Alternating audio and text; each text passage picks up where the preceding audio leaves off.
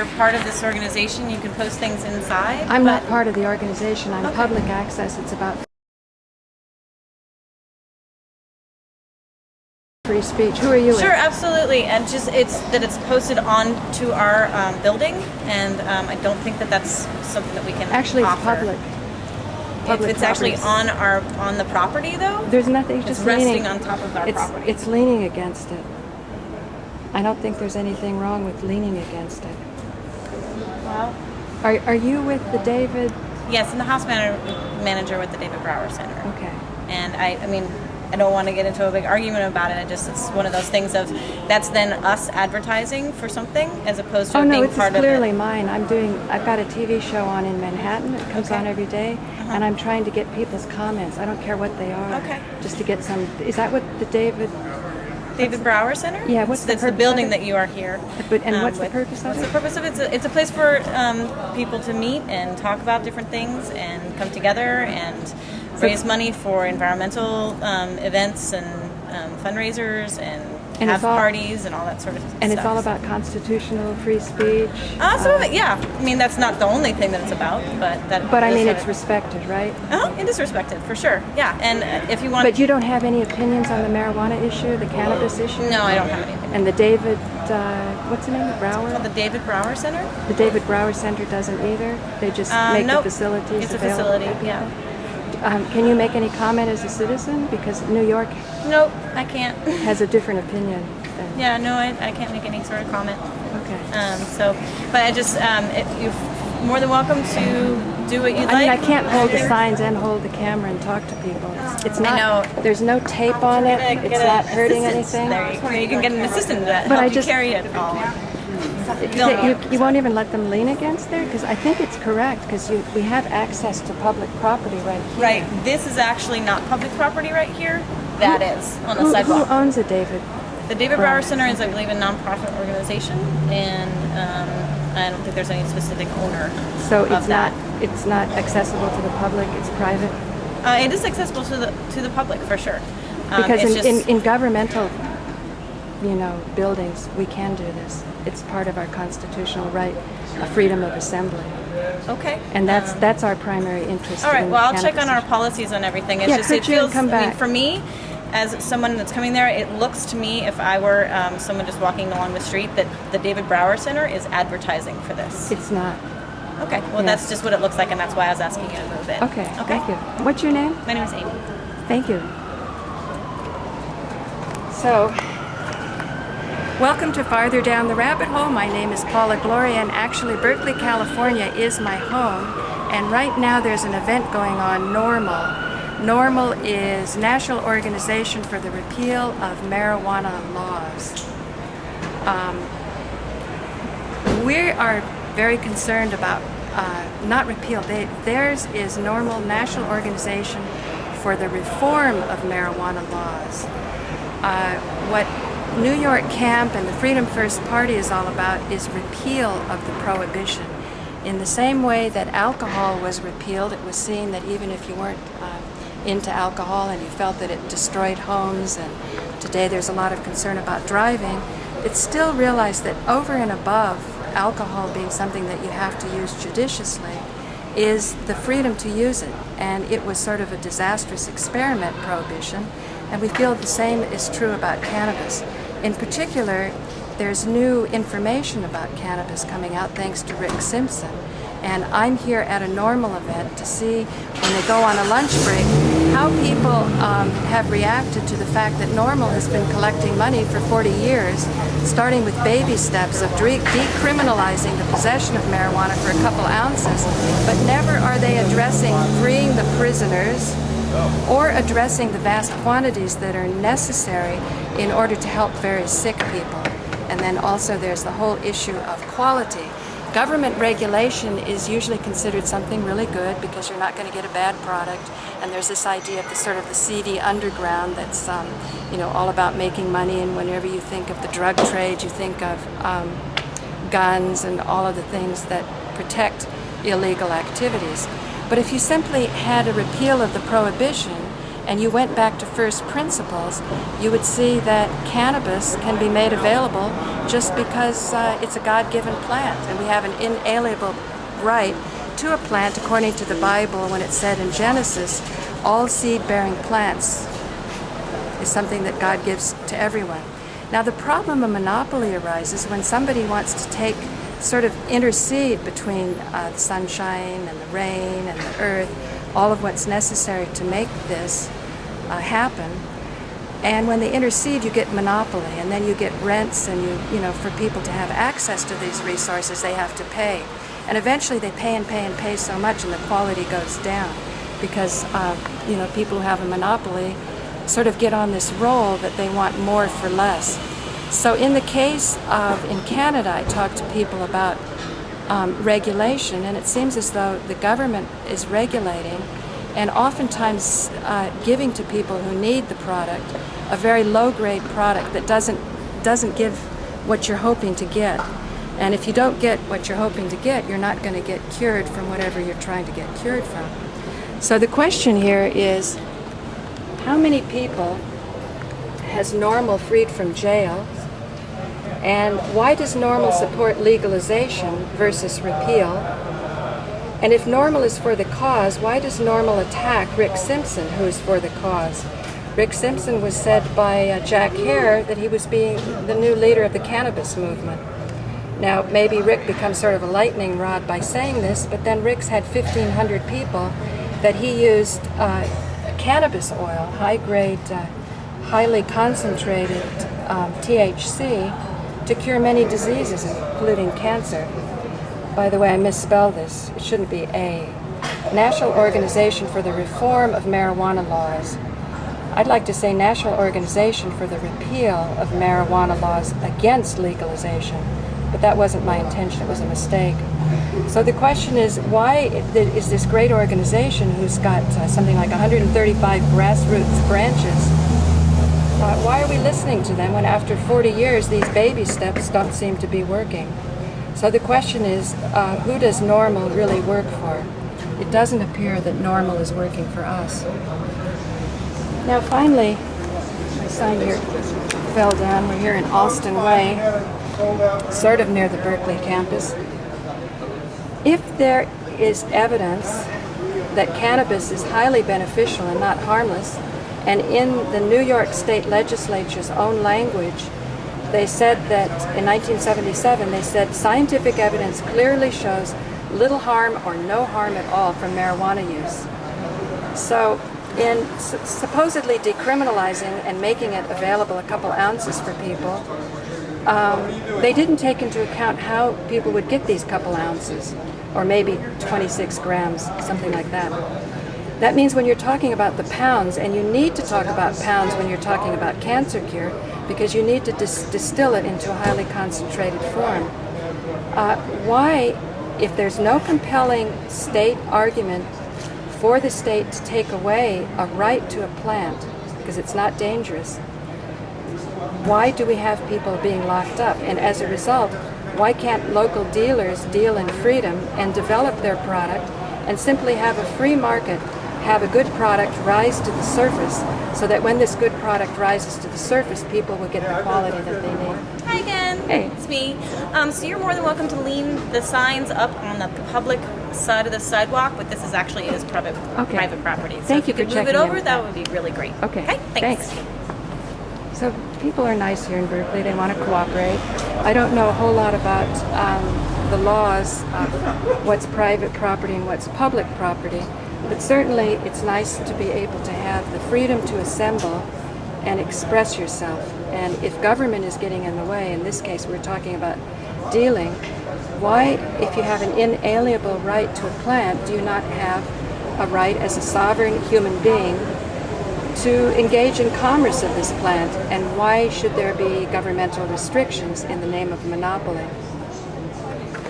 So here I am setting up shop a little bit in front of the building, and I'm going to see if I can get comments from people who have been in the conference. Were you at this conference? Did you attend in the morning? I was one of the speakers on the first panel. And can you introduce yourself? Sure, my name's... Coming this way to get better light. Great, thanks. Yeah, I'm Steve D'Angelo. I'm Executive Director of Harborside Health Center, one of Oakland's 4 licensed medical cannabis dispensaries. And why do you think that the proposition failed in California? In my view, the proposition failed because most Californians have a lot of questions about what type of distribution system would have resulted if the initiative had passed. And I think that the thing that we really need to do the next time around is make sure that whatever we advocate also sets up a safe, seemly, and responsible system of cannabis distribution.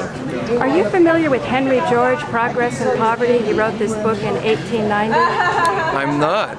He was a man who was sort of versed in the Bible, and then he, as a young boy, sort of stowed away on a boat and went around the world and wound up during the gold rush in California. And he said California was, what he was studying, the purpose of the book is how come when civilization advances, so does poverty. That you see the greatest poverty in places that are starting to get civilized. But he said in California during the gold rush, they went back to first principles, which was access to land. And that if you had staked out a claim, you couldn't call it yours unless you actually worked it. So it seems California, again, is coming to the surface as a principle on these first principles of access to a resource. The Henry Georges believe that you need access to resources. Would this proposition, the way I read it, it would restrict people's access to a plant and not just let everybody have it, to just grow it in their own backyard? I'm not sure which language you're talking about. Could anybody grow any amount they want in their own backyard and just let free markets determine the price and the quality? Do I support the right of everybody to grow cannabis? Sure. I think, Mother Nature gave us this plant. No human being has the right to take it away from us. I think every single human being has a natural human right to take any plant that God has given us and put it in the earth and make it grow. And don't you think it's wrong to put people in jail for a right? Because the Bible says any seed-bearing plant God gives us. Well, yeah, I've dedicated the last 40 years of my life to changing these laws, so yeah. And how do you think they should be changed? Because are you familiar with the Joe Barton and Abigail Storm's legal cases in California, in New York? Excuse me? No, I'm not. They're arguing on their constitutional rights. And in the case of Joe Barton, there was illegal search warrants. But it goes on farther. You could also argue on religious use. Has there been any arguments on religious? Well, I think that that we, for a number of decades, have been advocating for cannabis reform through a number of different ways. Industrial uses of cannabis, medical uses of cannabis. There's a lot of different aspects to it. We also have used constitutional arguments. We've used religious freedom arguments. Have they worked? It's still illegal almost everywhere. So why do you think that is? I mean, why has N.O.R.M.L collected so much money but never addressed the prisoners or things like the cancer cure that takes high concentration? Actually, I don't think N.O.R.M.L has ever really collected very much money at all. That's one of the problems. I don't think that the average cannabis consumer... $6 million. No. Whatever you're hearing about anybody in this movement having a lot of money is wrong. Okay, and when you're looking at changing a law, $6 million is nothing.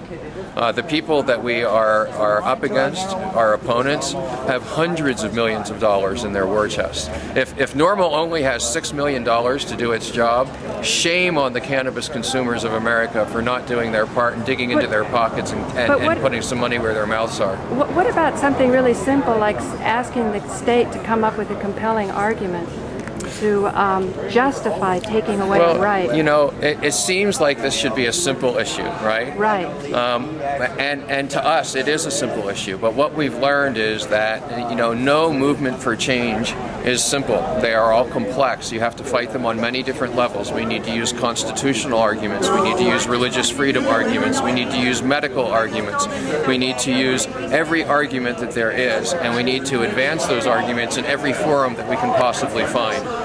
There's not one magic bullet to solving this issue.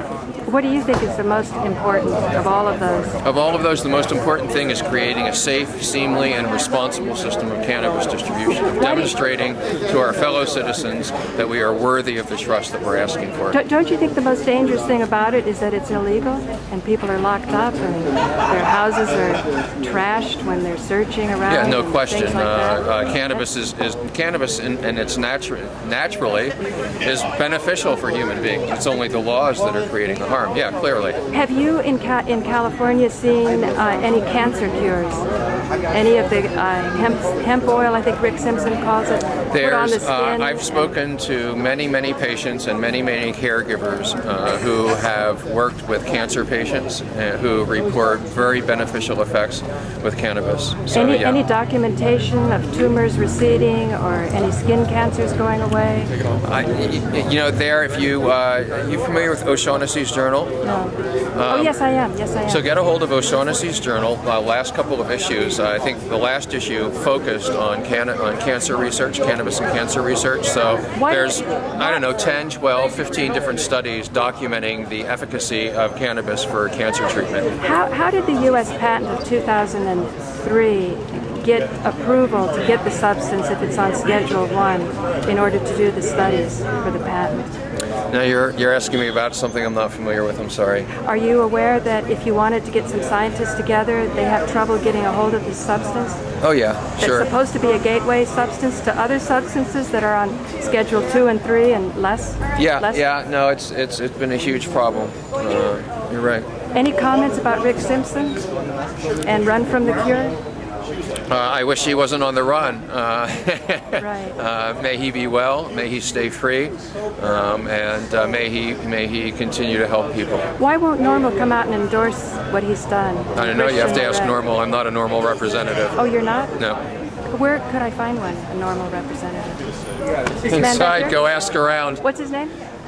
I don't know. You would have to ask at the desk. I don't know. I'm not part of N.O.R.M.L. Thank you very much. Sure thing. What's your name again? Steve D'Angelo. Thank you. First we got So we've got a Chinese restaurant that we're going to. Okay, all right. Excuse me. You're going to have to lead the way. Okay. Excuse me.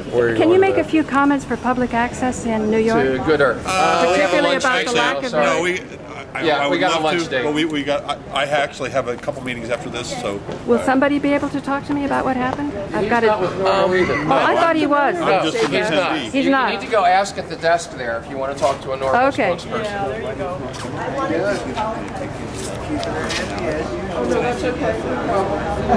I am addicted to marijuana. And the worst. Anybody want to be on public access television for New York making comments about what just happened?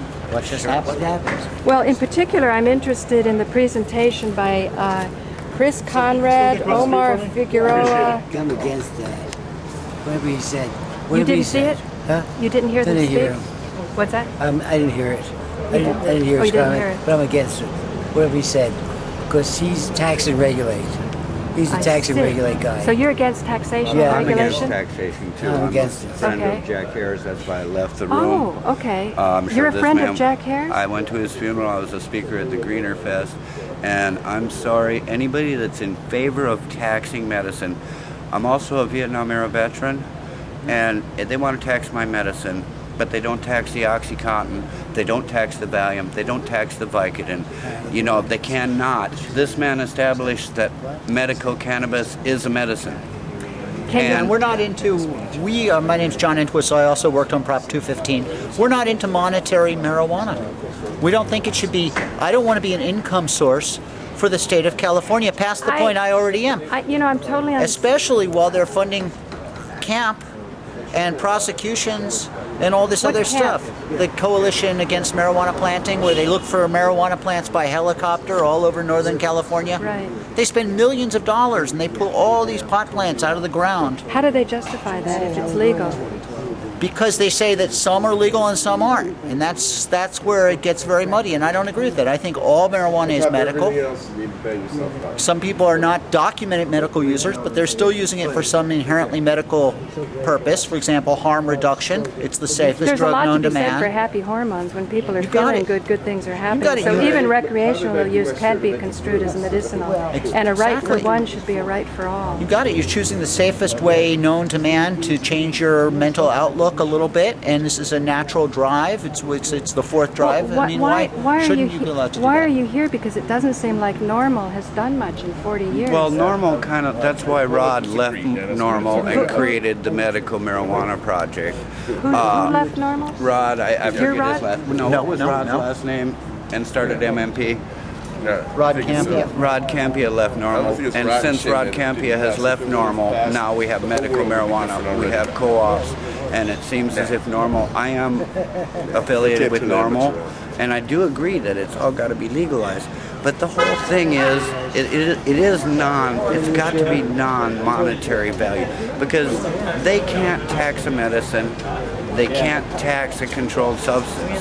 So before they can tax a controlled substance or a medicine, they're going to have to do something with the federal laws. Okay? And it just shouldn't be taxable. Are you familiar with what's going on in New York right now? With the Joe Barton case and Jay Deberman? And also Abigail Storm, just a few days ago, was able to make oral argument in front of the Supreme Court of New York, in front of 3 judges. And she pointed out that in 1977, in the legislature's own language, when they were decriminalizing, they said, scientific evidence clearly shows little harm or no harm at all for marijuana use. And this was an attempt to decriminalize the Rockefeller laws. However, today, it's just as scary. Instead of saving 50 million or whatever, 300 million goes into arresting about 100 people a day. And it's not happening, the decriminalization, because how about the pounds that you need? This is you're attacking and targeting a very vulnerable group. Marijuana users, there are a lot of us, but as a percentage of society, more than we're very 50%. small. No. 50% of society does not smoke marijuana. I'm sorry. Try like 5% maybe, which is still a lot of people. I think a lot of people hide it. Well, there's They a lot hide of it. They look closet really- smokers. My older brother owns large buildings, and he says friends of his smoke, and there's nothing wrong with that. I've actually founded a thing called the California Clemency Project. Lee Cole inspired me with the International Clemency Project. If you're talking about the amount of money spent on arrests, that's what the California Clemency Project is all about, is let's not spend that money. Let's concentrate on the real criminals, which are the methamphetamine dealers, the people that are hurting our children. And I'm sorry, but lately our government, I don't know where their priorities lie, but within the last 2 years we've cut VA assistance for veterans, and we've cut education, which are in my eyes the 2 most important things. They can't cut education, because who's going to be taking care of me when I'm 80? The people that we're educating now. You cannot take funds away from education, and you can't take funds away from veterans. But now they're trying to tax marijuana and say, okay, you guys are all wrong, but we want our money, our share of it. Let me give you an additional spin. I see the question of these pot dealers, these clubs.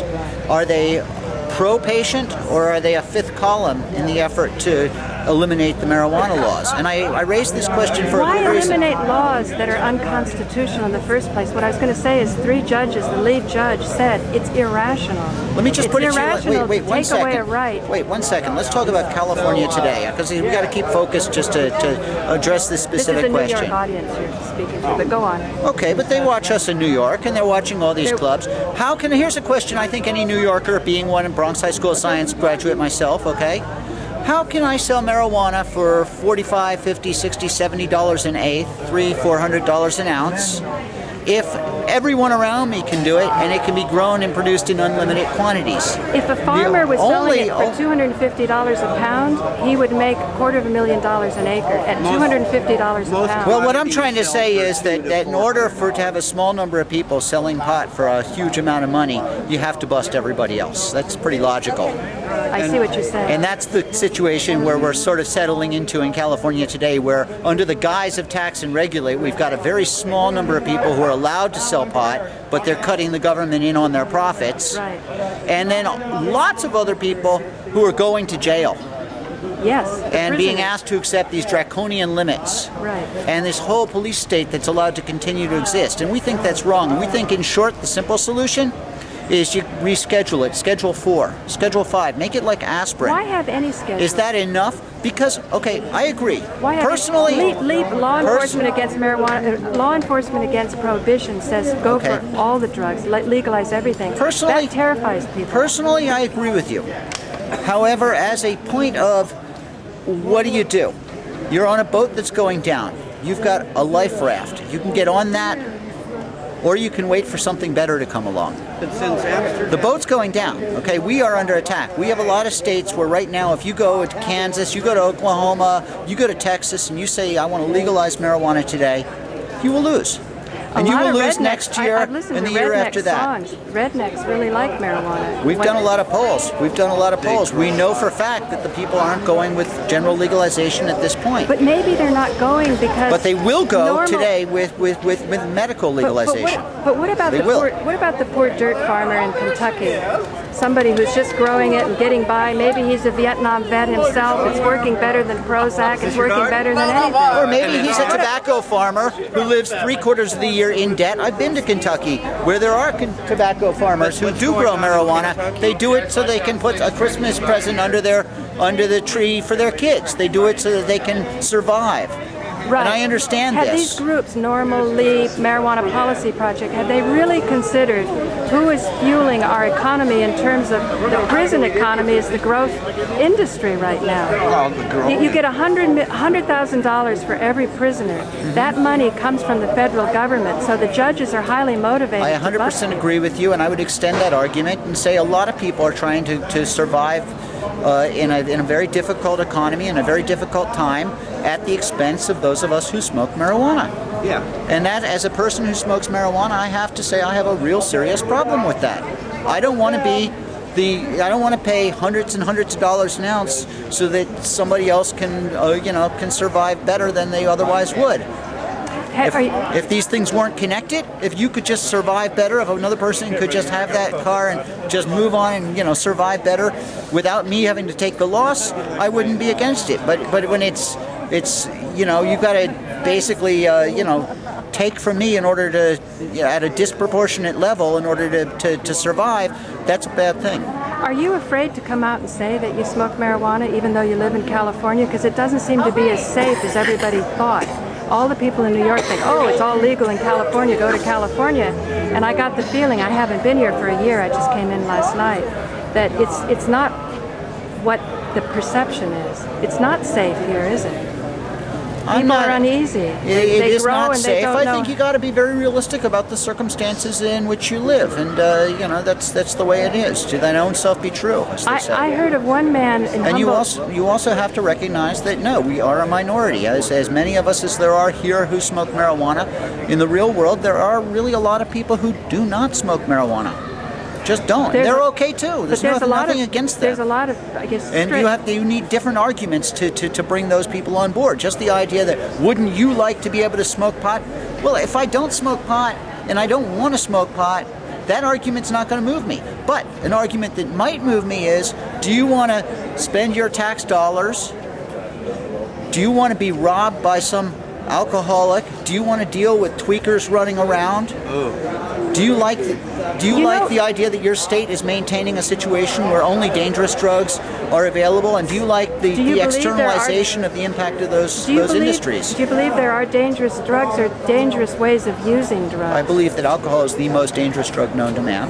But don't you And I think, believe that cannabis is nothing like alcohol in any way whatsoever. It's a completely I know. safe, benign substance. These are very different things. They should not be regulated in similar manners. I'm not a smoker myself. I was following cancer cures and I was dealing with low-level radioactive natural stones.